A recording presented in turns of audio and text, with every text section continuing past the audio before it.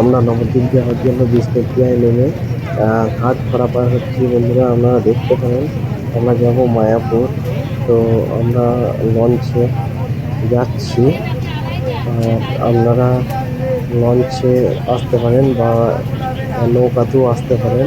এখানে per head লঞ্চে 10 টাকা করে নিচ্ছে। তো আমি প্রথমবার যাচ্ছি, আমার তো বেশ ভালো লাগছে। আর এটা আমরা গঙ্গা পার হচ্ছি, গঙ্গা নদী যাকে বলে। বিষ্ণুপ্রিয়া থেকে নেমে আমরা প্রথম গঙ্গাটা পার হচ্ছি, আপনারা দেখতে পাচ্ছেন। তো এটা পুরো গঙ্গা। আর ওই সামনে দেখা যাচ্ছে মায়াপুরের মন্দির, হালকা দেখতে পাচ্ছেন। দেখুন কত সুন্দর। এই লঞ্চে প্রচন্ড মানে লোক আছে, আপনারা দেখতে পাচ্ছেন অনেক লোক যাচ্ছে।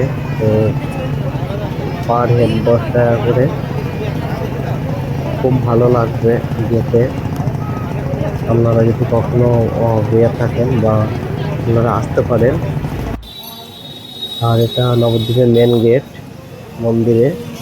তো এই মন্দিরের সামনেই আমরা এখন গেছিলাম গীতা ভবনে।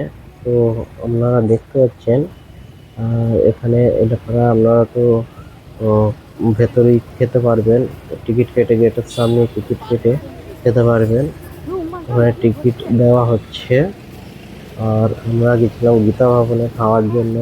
তো আমাদের খাওয়া দাওয়া হয়ে গেছে, আমরা চলে আসছি। এই বিল্ডিংটা গীতা ভবনের বিল্ডিং, এখানে খাবার দাবার দেওয়া হয়। তো আপনারা গেলে খেতে পারেন।